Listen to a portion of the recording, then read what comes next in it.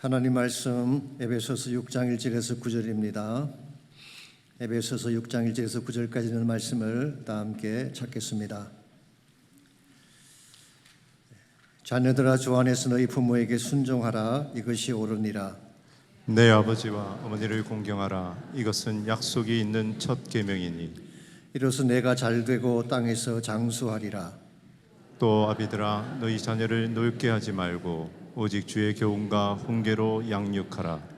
종들아 두려워하고 떨며 성실한 마음으로 육체의 상전에게 순종하기를 그리스도께 하듯 하라. 눈가림만 하여 사람을 기쁘게 하는 자처럼 하지 말고 그리스도의 종들처럼 마음으로 하나님의 뜻을 행하고 기쁜 마음으로 섬기기를 주께 하듯 하고 사람들에게 하듯 하지 말라. 이는 각 사람이 무슨 선한 행위든지 종이나 자유인이나 주께로부터 그대로 받을 줄을 알미라. 우리 9절 다 같이 읽겠습니다. 상전들아 너희도 그들에게 이와 같이 하고 위협을 고치라. 이는 그들과 너희의 상전이 하늘에 계시고 그에게는 사람을 외모로 취하는 일이 없는 줄 너희가 알미라. 아멘. 인생은 관계성의 집합입니다. 우리는 일생을 살면서 여러 종류의 관계를 경험하고 또 만들어 갑니다. 부모와 자녀의 관계, 선생과 제자의 관계, 친구와 친구의 관계, 남편과 아내의 관계, 직장에서는 상사와 부하의 관계 등 수많은 관계들을 통해서 인생이 진행되어 가는 것입니다. 그러므로 관계성이 바로 될 때에 인생이 건강해지는 것입니다. 그런데 반대로 관계성에 금이 가게 되면 모든 것이 흐트러지고 깨어지는 것입니다. 일본의 철학자인 와스디 데스로의 말을 빌리자면 인간은 개인이 아니라 관계성 속에서 존재하는 존재이기 때문에 그렇습니다. 사실 일반 사회생활에서도 성공하려면 대인관계를 잘해야 합니다. 아무리 능력이 있고 탁월한 재능을 가지고 있어도 관계성에 실패하면 결국 실패자가 되는 것입니다. 관계성이 성공을 결정하는 가장 중요한 팩터이기 때문입니다. 실제로 카네기 연구소에서 조사한 자료에 하면은 심지어 엔지니어 같은 기술 분야에서도 성공을 결정하는 요인 중에 15%만이 기술에 대한 것이고 나머지 85%는 관계성이 결정한다고 합니다. 그만큼 관계성이 중요한 것입니다. 관계성에 대한 책을 많이 저술한 사람 중에 하나가 존 맥스웰인데요. 그분의 선책 중에 Winning with the People이라고 하는 책이 있습니다. 그 책에 보면은 대인관계를 잘할 수 있는 여러 가지 프린시플들이 소개가 되어 있는데 그 중에 하나가 The Bob Principle이라는 것이 있습니다. 이런 원리입니다.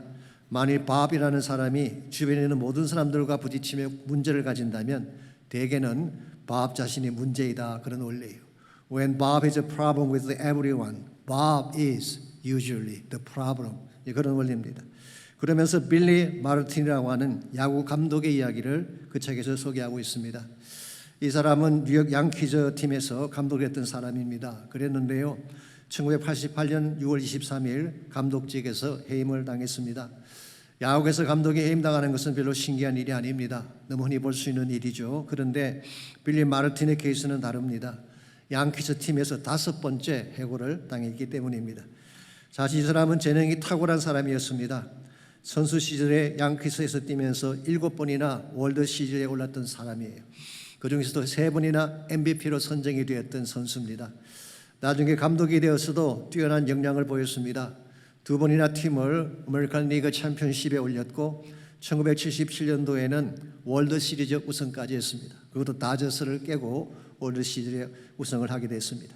그런데 이 사람이 한 가지 문제가 있습니다. 성격이 불같은 것입니다. 싸우지 않는 사람이 없었대요. 선수들과 싸우고 동료 감독들과 싸우고 심판하고 싸우고 팬들과도 싸우고 심지어 구단주하고도 싸웠어요. 웬만한 건투 선수보다 파이팅한 횟수가 많다고 할 정도로 싸우고 또 싸운 것입니다. 그 결과 양키스에서 hired and fired, 채용되었다가 해고당하고 rehired and fired, 다시 채용되었다 또 해고를 당하고 이렇게 하기를 5번이나 했다는 것입니다. 그래서 그에게 내려진 평가가 다음과 같습니다. 빌리 마르틴은 엄청난 혼돈을 이야기한 감독이다. Great Chaos Manager라는 이름을 받았어요. 투쟁적이고 전략적이긴 하지만 self-destructive, 자기 파괴적인 사람이다, 그렇게 평가를 받았습니다. 여러분, 이런 사람은요 자신도 상처를 받지만 주변 사람들에게도 큰 상처를 남기게 되어 있습니다. 깨어진 관계성은 모든 사람을 아프게 하고 불행에 빠뜨리기 때문입니다. 이런 의미에서 건강한 관계성을 만들어가는 것은 대단히 중요한 것입니다. 그래야 자신도 건강해지고 주변에도 아름다운 영향을 끼칠 수가 있는 것입니다. 특별히 여러분 가정은 예수님을 따르는 제자 아닙니까? 예수 그리스도의 제자로서 이 세상 속에서, 이 사회 속에서 어떤 관계를 만들어가느냐에 따라서 우리의 삶이 하나님께 영광이 되기도 하고 반대로 부끄러움이 되기도 합니다. 오늘 우리의 관계성은 어떠한지요? 다른 사람과 관계를 잘 맺는 편인지 아니면 아직도 서툴고 힘든 면이 많은지요? 우리의 지적 능력이나 감성 지수를 측정할 때 IQ나 EQ라는 단어를 쓰지 않습니까? 관계성에도 지수가 있다고 합니다. 그것을 RQ라고 하는데요. Relational Quotient라고 합니다. 우리의 RQ는 얼마나 될까요? 솔직히 우리 모두는 이 부분에 대해서 자신이 없습니다. 아직도 서투고 미숙한 면이 많기 때문이죠. 그래서 본의 아니게 가끔 부딪히기도 하고 갈등에 빠지기도 합니다. 가정에서도 그렇고 직장에서도 그렇고 심지어 신앙 공동체 안에서도 그런 경험을 많이 하게 되죠. 그러나 우리는 이것을 반드시 극복해야 됩니다. 이걸 회복해서 좋은 관계를 만들어 가야지 하나님께 영광이 되는 것입니다. 우리가 어떻게 하면 서툰 관계성을 회복하고 하나님이 자랑스러워할 건강한 인생으로 살아갈 수가 있을까요? 오늘 같이 봉독한 본문을 가지고 이것을 함께 나눠보려고 합니다. 오늘 같이 읽은 본문에 보시면 다양한 관계성의 노하우에 대한 말씀이 기록이 되어 있습니다. 지난주를 다루었던 5장의 마지막 부분을 보면은 부부관계에 대한 말씀이 나오죠. 남편은 아내를 사랑하고 아내는 남편에게 순종하라고 했습니다. 오늘 본문 1절에서 4절까지에는 부모와 자녀의 관계를 다루고 있습니다. 자녀는 부모를 공경하라고 했고 부모는 자녀를 바르게 양육해야 한다고 했습니다. 5절부터 9절까지는 종과 주인의 관계에 대해서 말씀하고 있습니다. 여기 종이라는 단어가 헬라 말로 둘로스인데요. 사실 slave라는 뜻입니다. bond slave. 이것은 노예를 지칭하는 단어입니다. 상전이라고 하는 것은 master, 주인을 말하는 것입니다. 이것을 보고 성경에도 노예와 주인의 관계를 인정하는구나 그렇게 해석하시면 안 됩니다. 우리 성경 해석학에서 공부할 때 성경에는 descriptive한 말씀이 있고 prescriptive한 말씀이 있다 그런 이야기를 해요. 디스크립티브한 말씀은 뭐냐고 하면은 그 당시 사회상이나 관습을 묘사하고 있는 것뿐입니다. 성경에 보게 되면 그 당시에 이렇게 살았다, 이런 일을 했다 그렇게 묘사하는 디스크립션들이 많이 있죠. 예를 들어서 다윗에게 여러 명의 아내들이 있었잖아요. 그 당시 왕들의 실상을 디스크라이브한 것뿐인 것입니다. 근데 만약 이것을 보고 나도 다윗을 닮아야지 그래서 와이프 1호, 2호를 만들게 된다면 어떻게 될까요? 큰일 나겠죠. 그러나 prescriptive한 것은 다른 것입니다. 이것은 하나님이 규정하신 명령이나 규범을 말씀하는 것입니다. 약국에 가서 약을 사려고 하면은 처방전이 필요하죠. 처방전을 영어로 뭐라고 하나요? prescription이라 그러죠. 약사는 처방전이 규정한 대로 약을 지어야지 자기 마음대로 지으면 큰일 나는 것입니다. 하나님의 말씀도 동일합니다. 하나님이 규정하신 말씀은 그대로 지켜야 되는 것입니다. 예컨대 살인하지 말라 그러면 살인하면 안 되는 것입니다. 거짓말하지 말라 그럼 거짓말하면 안 되는 것입니다. 간음하지 말라 그럼 간음하면 안 되는 것입니다. 이와 같은 말씀들은 하나님이 규제하신 프리스크립션이기 때문에 그렇습니다. 요셉의 케이스도 마찬가지입니다. 그가 보였던 순결한 삶, 하나님과 동행한 삶, 사랑과 용서의 삶은 우리가 마땅히 따라야 할 삶의 규범이죠. 그것은 바로 하나님이 주신 프리스크립션이기 때문에 그런 것입니다. 오늘 본문에서 종과 주인의 관계에 대한 말씀도 이런 맥락에서 이해를 해야 합니다. 그래서 문자적으로 종을 부리라 그런 말씀이 아니라 직장생활이나 사회생활에서의 상호관계를 말하는 것입니다. 혹은 주인과 종업원의 관계를 말한다고 할 수도 있겠죠. 직원은 성실한 마음으로 순종을 해야 되고 주인은 일꾼을 협박하거나 차별해서는 안 된다고 말씀하고 있습니다. 그런데 오늘 본문의 말씀을 자세히 보면요, 이 모든 관계를 건강하게 이끌기 위한 핵심적인 단어 하나가 나옵니다. 그 단어가 무엇인지 아십니까? 그리스도라고 하는 단어입니다. 그리스도가 모든 관계성의 중심축이 된다는 뜻이에요. 예컨대 부부관계에서 아내가 순종을 해야 되는데 어느 정도로 순종해야 되나요? 그리스도께 하라고 했어요. 또한 남편이 아내를 사랑해야 되는데 기준이 누구였나요? 그리스도였습니다. 6장 1절에서 부모님을 공경하는 것도 주 안에서 하라고 했어요. 즉 그리스도 안에서 순종하는 것입니다. 4절에 보게 되면 자녀 양육의 핵심도 주의 교양이죠. Instruction of the Lord. 그리스도의 주님의 교양을 따라 양육하라는 것입니다. 5절 말씀 보시면은 직장에서 상사에게 순종하는 것도 그리스도께 하듯 하라고 했어요. 무엇보다도 9절 말씀 보겠습니다. 상전들아 너희도 그들에게 이와 같이 하고 위협을 그치라.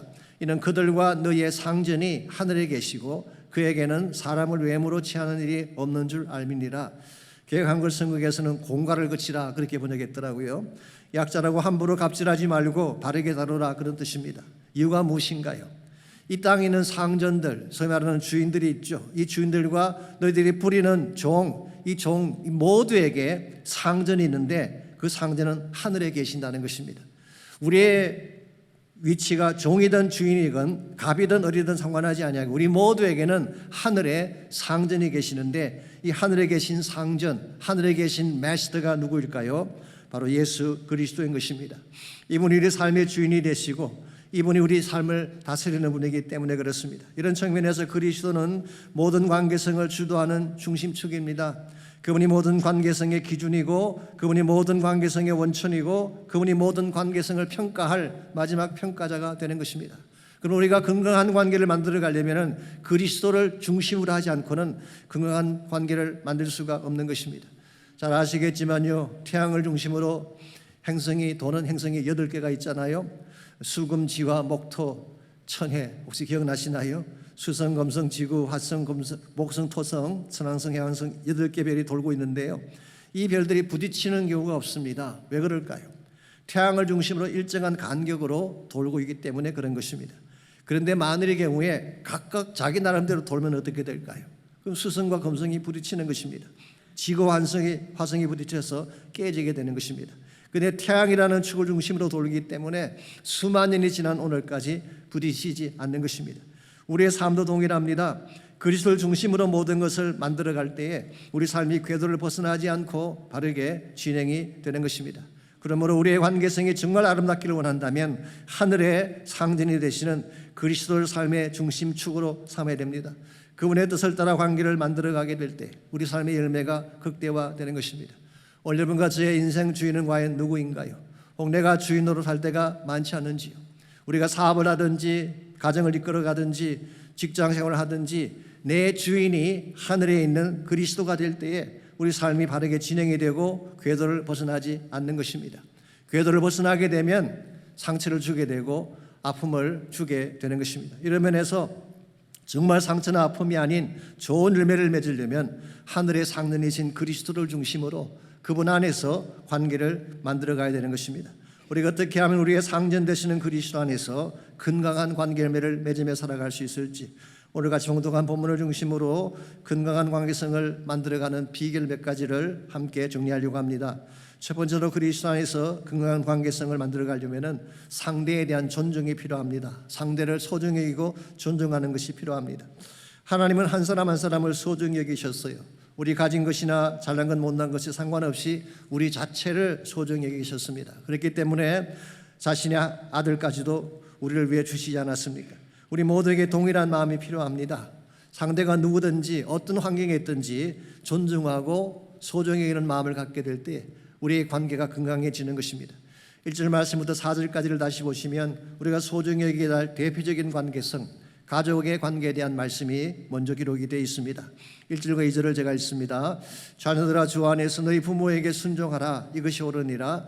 내 아버지와 어머니를 공경하라. 이것은 약속에 있는 첫 계명이다. 여기 보시면은 내 아버지 어머니를 공경하라고 했죠. 공경한다는 뜻이 무엇일까요? 문자적인 의미가 무게를 둔다 그런 뜻입니다. Give a weight on it. 무게를 둔다, 비중을 둔다, 소중히 여긴다 그런 뜻을 가지고 있습니다. 반대말은 무시하는 것입니다. 함부로 대하는 것입니다. 나이가 많다고 가진 것이 없다고 배운 것이 없다고 무시하는 경우가 있죠. 이건 대단히 잘못된 것입니다. 왜냐하면 부모 공경은 하나님이 주신 계명, God's prescription이기 때문에 반드시 지켜야 되는 것입니다. 특별히 성경은 이것을 약속 있는 첫 계명이라고 했죠.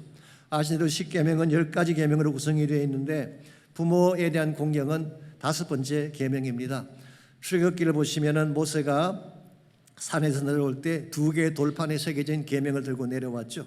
한 판에는 하나님에 대한 계명이 적혀 있고 다른 한 판에는 인간관계에 대한 계명이 적혀 있습니다.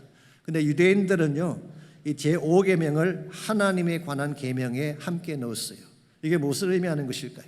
이 부모 공경이라고 하는 것은 단순히 인간 윤리에 대한 문제가 아니라는 것입니다. 부모 공경은 하나님에 대한 순종의 연장선이요, 부모를 하나님 권위의 대표로 본 것입니다. 이것을 보게 되면 부모 공경에 대한 강조가 유교가 많이 강조한다고 생각을 하죠. 유교가 효를 강조한다고 생각하지만 사실은 기독교가 훨씬 더 강합니다. 부모 공경을 하나님 공경과 같은 수준으로 넣은 것입니다. 이것이 약속에 있는 첫 계명이래요. 실제로 10계명 가운데에 제5계명이 처음으로 그것을 지키는 자들에게 주실 축복이 약속된 계명이죠. 그 내용이 뭡니까? 3절에 나와 있습니다. 내가 잘되고 땅에서 장수하라는 약속이에요. 우리가 하나님이 주신 부모님을 잘 공경하게 되면 하나님이 우리 삶을 보장해주고 앞길을 열어주시겠다는 거예요. 이런 면에서 부모 공경은 대단히 중요한 우리의 과제인 것입니다. 자, 하나님께서는 왜 부모 공경을 이처럼 소중하게 여기신 것일까요? 부모님은 우리가 이 땅에서 맺게 될 첫 번째 소중한 관계이기 때문에 그렇습니다. 우리가 태어나자마자 제일 첫 번째 맺는 관계가 부모님과의 관계예요. 부모시 태어난 자가 어디 있겠어요? 부모시 성장한 자가 어디 있겠어요? 부모님 때문에 존재하게 되었기 때문에 우리 부모님을 소중히 여기고 공경을 해야 된다는 것입니다. 그러면 여러분과 제가 정말 부모님의 이와 같은 사랑을 잘 한다면 부모님에게 무게를 두시기 바랍니다. 어떤 말씀을 하시든지 무시하지 말고 소중히 새겨야 돼요. 그 말씀을 잘 마음에 새겨야지 하나님이 기뻐하는 바른 삶을 사는 것입니다. 아시는 오늘이 아버지 날입니다마는 아버님께 좀 뭘 대접해 드렸나요? 아니면 대접해 드릴 계획이신가요?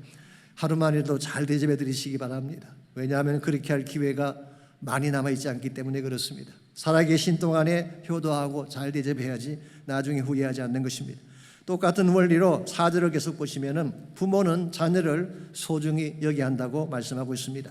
또 아비들아 너희 자녀를 노엽게 하지 말고 오직 주의 교훈과 훈계로 양육하라.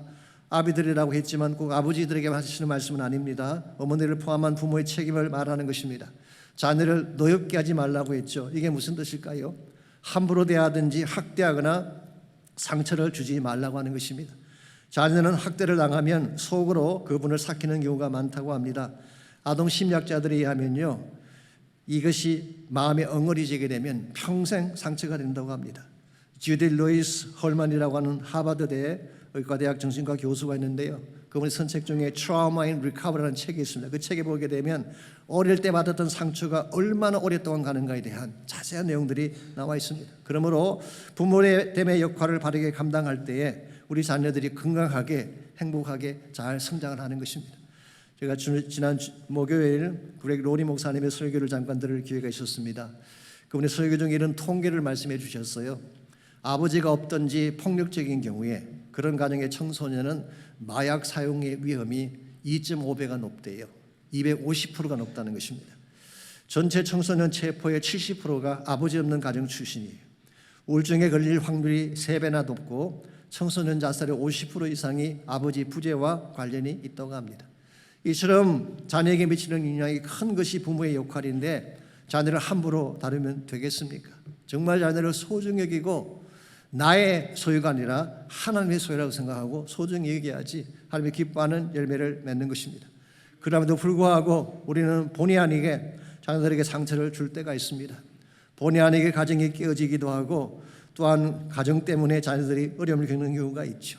이와 같은 상황이 벌어졌을 때는 어떻게 하면 될까요? 하늘의 상전 대신 하나님의 개입을 요청하면 되는 것입니다. 그렉 로리 목사님이 설교 중에 결론을 이와 같이 내렸습니다. 우리 모두는 완벽한 부모가 아니다. 그러나 하늘의 아버지는 완벽하신 아버지다. 그 하나님이 개입하면 게임은 달라질 수 있다. If God is involved, the story can become different. 하나님이 개입하면 인생은 다시 달라질 수가 있다. 그러면서 다시 한번 자신의 가정사를 소개했어요. 아시겠지만 그의 어머니는 알코올이었습니다. 그의 어머니는 마약 중독자였습니다. 7번이나 결혼했어요. 그리고 그렉 로리에게는 7명의 스텝파더가 있는 그런 가정에 자랐어요. 그러면서 나를 보십시오. 내가 이와 같이 험악한 가정에서 성장을 했지만 I'm not alcoholic. I'm not drug addicted. 알코올 중독자도 아니고 나는 마약 중독자도 아닙니다. Faithfully maintained marriage for 52 years. 52년 동안 신실하게 결혼 생활을 지켜왔습니다. 이유가 무엇인지 아십니까? God is involved. 하나님이 개입하시면 그렇게 된다는 거예요. 그렇습니다. 어떠한 가정도 어떤 자녀의 문제도 하나님이 개입하면 치유되고 회복이 되어지는 것입니다. 그러므로 혹시 내가 잘못을 범했을지라도, 혹시 내가 실패했을지라도 포기하지 마십시오. 하나님께 나가 기도하시기 바랍니다. 기도하게 되면 우리 인생의 상전 되시는 예수님께서 개입하셔서 반드시 우리 가정을 치유하시고 존귀한 가정, 존귀한 자녀들이 되게 하실 줄 믿습니다. 이와 같이 우리가 1차적으로 맞이해야 될 관계는 가족 관계예요. 부모님을 공경하고 자녀들을 소중히 여기는 것입니다. 두 번째로 필요한 것이 성실한 자세입니다. 성실한 자세. 가족 관계에 있어서 소중히 여기는 마음이 중요하다고 한다면 사회생활 속에서는 성실한 자세가 필요한 것입니다. 그래야 우리가 일하는 일터에서 하나님의 영광을 나타낼 수가 있는 것입니다. 6절과 7절을 보겠습니다. 사회적 관계 속에서 우리가 가져야 될 자세가 어떤 것인지가 6절과 7절에 나와 있습니다. 눈가림만 하여 사람을 기쁘게 하는 자처럼 하지 말고 그리스도의 종들처럼 마음으로 하나님의 뜻을 행하고 기쁜 마음으로 섬기기를 주께 하듯 하고 사람들에게 하지 말라. 눈가림만 하여 사람을 기쁘게 하는 자, eye service, 영어 성경 보니까 눈으로만 서비스하는, people please, 사람들만 기쁘게 하려고 하는, 그래서 사람이 볼 때만 일을 하고 사람이 없으면 적당히 덮어버리는 그런 삶을 말하는 것입니다. 군대 갔다 오신 분들은 다 잘 아실 것입니다. 군대에서 청소는 감추는 것이지 치우는 것이 아니에요. 검열만 끝나면요, 구석구석에 찡박혔던 거 다시 다 나오잖아요. 이것은 진정한 의미에서의 클린업이 아닙니다. 적당한 임금의식 삶의 태도를 말하는 것이죠. 이와 같은 삶은 바람직하지가 못합니다. 이것은 성실하지가 못하고 지실되지 못하기 때문이죠. 만약 우리가 이런 삶을 추구하게 된다면 사회나 직장에서 하나님의 영광을 드러낼 수가 없습니다. 이와 같은 크리스찬을 보고 누가 하나님을 영화롭게 하겠어요? 우리 하나님의 이름에 누가 될 것입니다. 제가 자주 소개해드리는 분 중에 우리 김인수 교수라는 분이 계십니다. 예전에 고려대학교 경영학과에서 가르치던 교수님이시죠. 이분 학자로서도 참 탁월하시지만 크리스찬으로서 실제로 복음을 실천하신 분으로 평가를 받고 있습니다. 이분은 한국에서 기운실이라고 있죠. 기독교 윤리 실천 운동의 이사장을 역임하셨고 남서울교회 장로님을 역임하시고 호스피스 사역을 하시면서 참신앙의 본을 보였던 분이십니다. 이분이 한 번은 기업체 직원들을 대상으로 설문조사를 한 적이 있는데요. 직장인들의 근무 태도에 영향을 주는 요인이 무엇인가 질문했더니 직원의 연령, 성별, 학벌, 출신 지역 들은 영향을 미친다고 하는 결과가 나왔어요. 그런데 놀랍게도 신앙은 근무 태도에 아무 영향을 미치지 못한다, 그런 결과가 나왔어요. 다른 말로 표현하면 교회 다닌다고 해서 더 정직하거나 더 성실한 것은 아니라는 거예요. 그럼 기독교인의 특성은 뭐냐 질문을 했더니요, 얌체라는 대답이 가장 많이 나왔대요. 참 기가 막힌 현실 아닙니까? 솔직히 우리 그리스도인들 말은 참 잘하는데 정작 희생이 요구되는 일이 있으면 핑계대며 얌체처럼 빠져나가지 않습니까? 교회 안에서도 가끔 보게 되면요, 생색내는 일이나 자신 이름 내는 일에 적극적으로 나서면서도 구전일, 섬겨될 일이 있으면 빠져나가는 얌체적 모습을 볼 때가 있지 않습니까? 당연히 저희 교회는 그런 일이 많지는 않아요. 가끔 있는 거지 거의 다 그렇지 않습니다만은 가끔 그런 분들이 있긴 해요. 이렇게 해서는 우리가 선한 영향을 끼칠 수가 없습니다. 우리의 삶이 성실하고 지실되고 바르게 돼야지 우리가 다른 사람들에게 좋은 영향을 끼치는 것입니다. 그러므로 우리가 직장이나 사회생활 가운데서 정말 바른 영향을 끼치려면 어떻게 해야 될까요? 본문을 다시 보시기 바랍니다. 그리스도의 종들처럼 마음으로 하나님의 뜻을 행하고 기쁜 마음으로 섬기기를 주께 하듯 하라고 했어요. 직장 일이긴 하지만, 세상 일이긴 하지만 그리스도의 종들처럼 성실하게 하나님의 뜻을 행하라는 거예요. 특별히 기쁜 마음으로 하라 그랬는데요, 사실 옛날 번역은 단 마음으로, 한 마음으로, NIV 성경은 wholeheartedly, 전심을 다하라 그런 뜻입니다. 우리가 직장에서 일을 할 때에 전심을 다하소다, 나에게 주어진 것보다 더 열심으로 더 혼신의 힘을 다해서 섬기게 될 때에 주변 사람들에게 감동을 주게 되고 그때 나타나는 열매가 하나님께 영광이 되는 것입니다. 오늘날 기독교가 사람들로부터 외면을 당하고 때로 무시당하는 이유 중에 하나가 어쩌면 여기 있는지도 모르겠어요.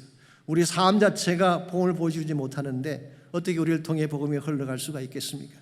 적당한 눈가림으로 나의 이익을 위해 다른 사람들을 머니플레이하는 그런 삶으로는 복음의 이치를 나눌 수가 없습니다. 그러므로 정말 우리가 하나님의 기쁨이 되고 하나님께 영광이 되려면 사회생활 가운데서, 직장생활 가운데서 성실하게, 정직하게, 바르게 최선을 다해야 하는 것입니다. 이와 같이 하게 될 때에 하나님이 영광을 받으시는 거예요. 우리가 그리스도 안에서 건강한 관계를 만들어 가려면 1차적으로는 상대를 존중하고 소중히 여기는 마음이 필요합니다. 특별히 부모를 공경하고 자녀를 소중히 여기는 것 굉장히 중요한 것입니다. 두 번째는 진실되고 성실한 자세로 살아야 됩니다. 적당히 눈가리만 하지 말고 최선을 다할 때 우리는 사회 속에서 하나님의 빛이 되는 것입니다. 마지막 세 번째로 그리스도 안에서 건강한 관계성을 만들어 가려면 결산에 대한 준비를 해야 됩니다. 결산의 준비가 필요합니다. 우리가 살았던 모든 삶, 우리가 만났던 모든 관계들은 언젠가 결산할 날이 있다는 거예요. 바로 그 날이 언제냐고 하면 하늘에 계신 우리 상전이신 그리스도가 심판하시는 날입니다. 8절 말씀 보겠습니다. 이는 각 사람이 무슨 선을 행하든지 종이나 자유인이나 주께로부터 그대로 받을 줄 암이라. 주께로부터 그대로 받는데요. The Lord will reward each one for whatever good they do. 그들이 무슨 일을 했든지 주님께서 그날에 반드시 갚아주실 것이다. 여기서 말하는 주님은 누구인가요? 바로 9절에 나오는 하늘에 계신 우리 상전 그리스도를 말하는 것입니다. 우리 인생이 다 끝나게 되면요, 마지막 날에 그리스도의 심판대 앞에 우리 모두가 다 서는 것입니다. 여기서 말하는 심판은 영원한 지옥으로 가는 백보자 심판을 말하는 것은 아닙니다. 그 심판은 요한복음 5장 24절에 보게 되면 내 말을 듣고 나를 믿는 자는 영생을 얻었고 심판에 이르지 않는다고 했죠. 요한복음 5장 24절에 나오는 그 심판은 백보자 심판 말하는 것입니다. 이것은 지옥 가는 심판이에요. 거기는 우리가 처하지 않습니다. 예수님 믿었기 때문에. 그런데 우리가 살았던 삶에 대한 평가, 상급을 결정하는 심판은 그리스도의 심판대인데 이 심판대 앞에는 우리 모두가 서야 되는 것입니다. 고린도 5장 10절 말씀이 이것을 확증해 주고 있습니다. 이는 우리가 다 반드시 그리스도의 심판대 앞에 나타나게 되어 각각 선악간의 그 몸으로 행한 것을 따라 받으려 함이라. 다 반드시라고 했습니다. 누구도 예외가 없다는 거예요.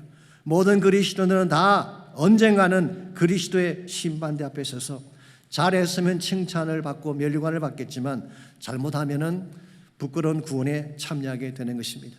좀 더 구체적인 내용이 고린도서 3장 10절에서 15절 말씀에 기록이 되어 있습니다. 사도 바울은 인생을 건축으로 비유하면서 그 기초, 그 터는 예수 그리스도라고 소개를 했어요. 그리고 그 위에 무엇으로 어떤 재료로 집을 짓느냐에 따라서 그 건축이 성공할 수도 있고 실패할 수도 있다. 만일 누구든지 금이나 은이나 보석이나 나무나 풀이나 지퍼로 이 터 위에 세우면 각 사람의 공적이 나타날 터인데 그날의 공적을 밝히리니 이는 불로 나타내고 그 불이 각 사람의 공적이었다는 것을 시험할 것이라고 했어요. 집을 짓는 재료들이 여기 6가지가 나오죠. 그런데 크게 분류하면 2가지로 분류할 수가 있습니다. 불에 타지 않는 재료, 불에 타는 재료예요. 금과 은이나 보석은 불에 타지 않는 재료죠. 나무나 풀이나 지퍼는 불에 타버리는 그런 재료입니다. 이게 뭘 상징할까요? 우리 크리스찬 삶의 가치를 말하는 것입니다. 영원한 가치, eternal value와 temporary한 value, 이것을 말하는 것입니다. 여러분과 제가 일생을 살면서 인생의 집을 세우는데 여러분이 좋은 자료를 가지고 인생의 집을 건축할 수도 있고 일시적인 세상적인 재료를 가지고 인생을 세울 수가 있습니다. 하나님이 기뻐하실 좋은 재료, the eternal value는 어떤 것일까요? 예컨대 사랑입니다. 진리입니다. 신실함이죠. 거룩함이죠. integrity, 용납하고 용서하는 이와 같은 것들은 보석같이 빛나는 영원한 가치가 되는 것입니다. 그러나 쾌락이나 물질이나 허영이나 욕망이나 거짓이나 위선 같은 것은 보기에는 그럴 때 보일지 모르지만 불로 테스트해 보게 되면 금방 다 타버리는 거예요. 남는 것이 없는 것입니다. 그래서 14절 15절은 이렇게 기록합니다. 만일 누구든지 그 위에 세운 공적이 그대로 있으면 상을 받고 누구든지 그 공적이 불타면 해를 받으리니 그러나 자신은 구원을 받되 불 가운데서 받은 것 같으리라. 공적이 그대로 있으면 우리에게 상급이 있겠지만 불에 다 타버리게 된다면 구원은 맞습니다. 그러나 불 가운데 얻은 것 같은 구원, 이것을 우리는 부끄러운 구원이라고 하는 것입니다. 여러분과 제가 기억해야 될 중요한 사실이 있습니다. Payday, someday. 언젠가 지불할 날이 있다는 거예요.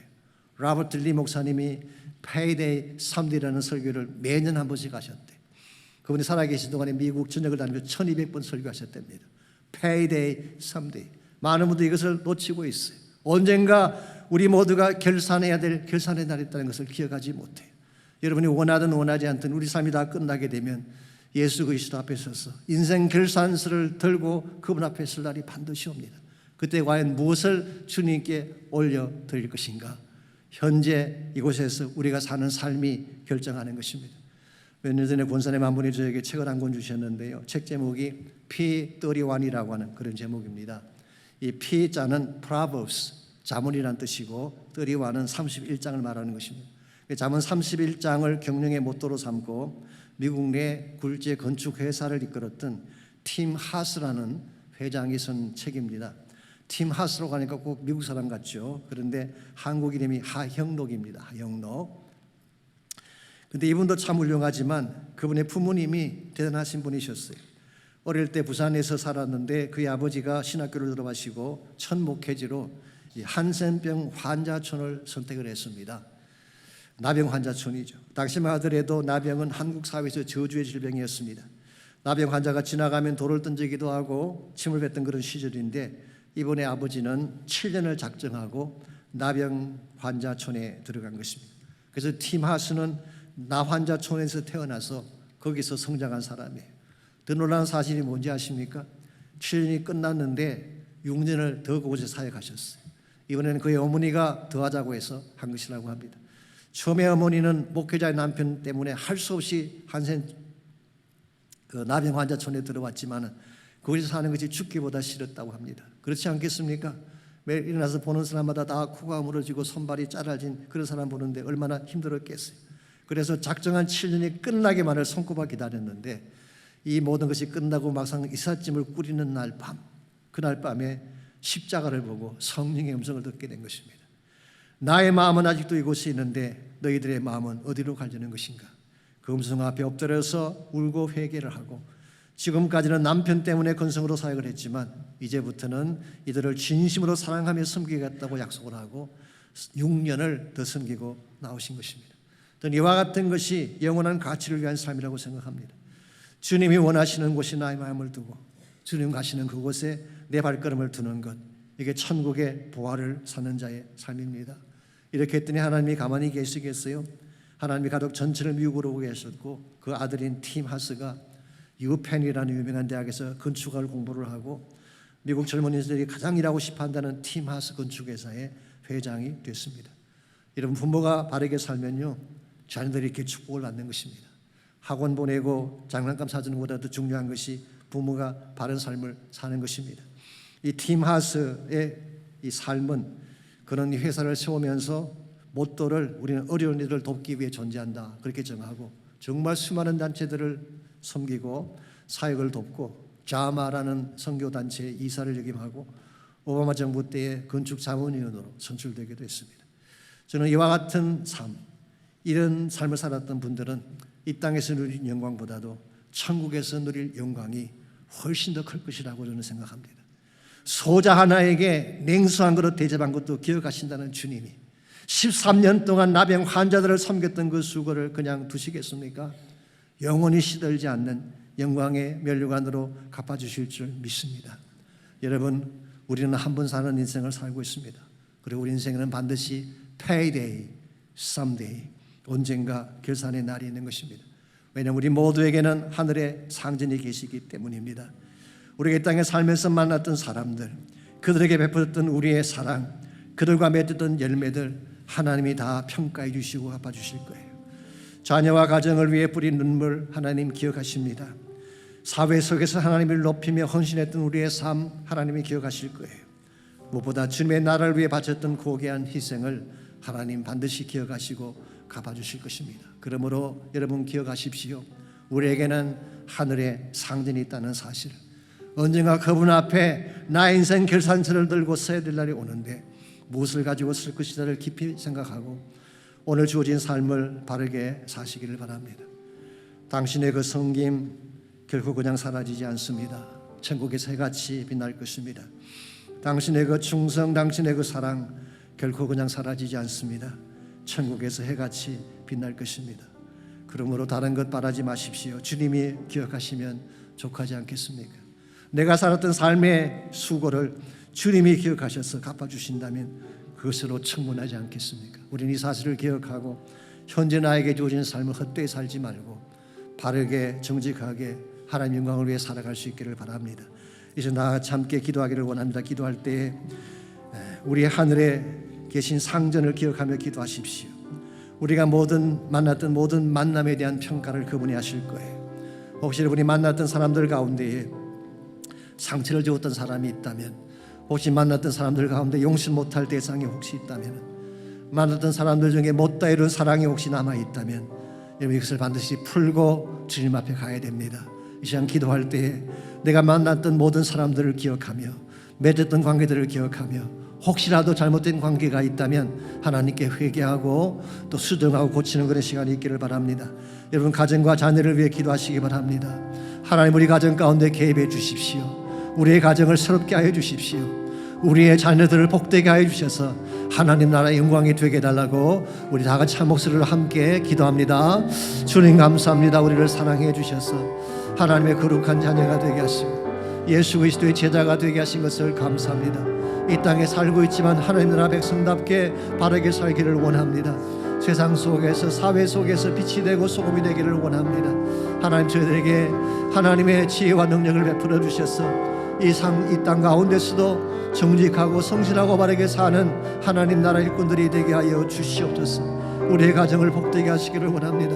상처나 아픔이 없게 하여 주시고 주님의 개입하심으로 말미암아 하나님의 능력과 권세가 있는 하나님의 축복이 임하는 거룩한 가정들이 다 될 수 있도록 은총을 베풀어 주시옵소서.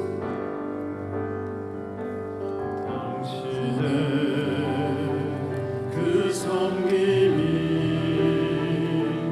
성벽에서 해같이 빛나리. 당신의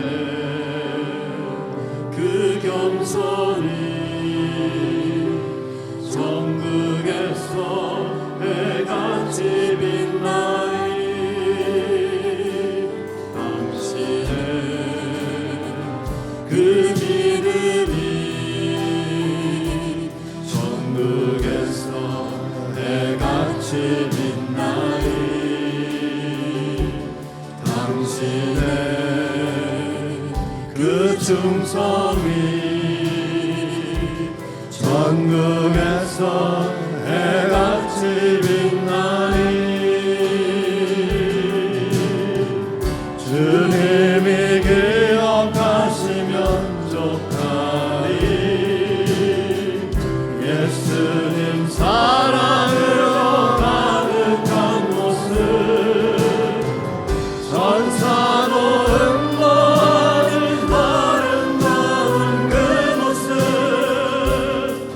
천국에서 해같이 빛나리. 우리 다 일어나셔서 2절 함께 찬양하겠습니다.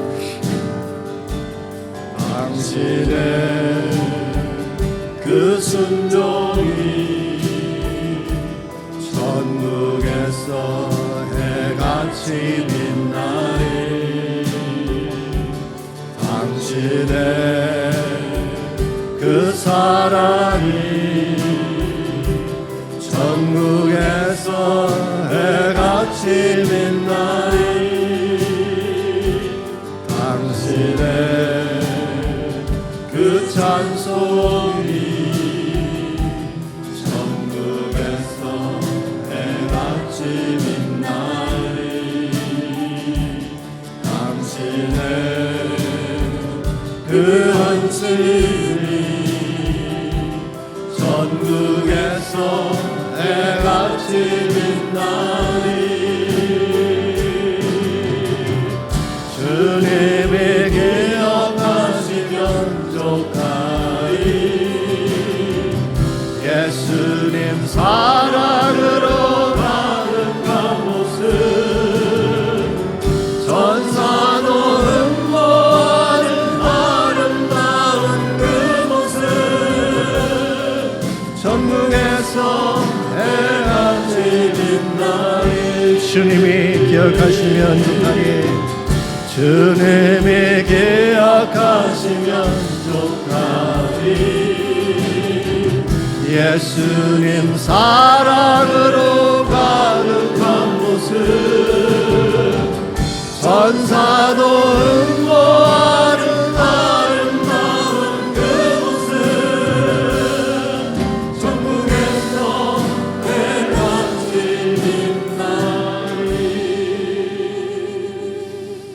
하나님 감사합니다. 이 땅에서는 비록 무명으로 살아도 초라하게 살아도 천국에서 해가 지핀다는 삶을 살고 싶습니다. 주님 도와주시고 개입해 주시고 우리 인생을 복되게 하셔서 어디를 가든지 누구를 만나든지 사랑을 선포하고 복음을 선포하고 진리된 삶을 잘 보여줌으로써 하나님 영광이 되고 기쁨이 되는 저희 모두 되게 하여 주시옵소서. 이제는 우리 구주 예수 그리스도의 은혜와 하나님 아버지의 무한하신 사랑과 성령님의 충만한 임재하심이 예배를 마치고 돌아가는 모든 성도 한 분 한 분에게 그들의 가정과 삶의 터전과 자녀들과 자손들 위해 이제로부터 영원히 함께 해주시기를 살아계신 예수님의 이름으로 간절히 축원하옵나이다.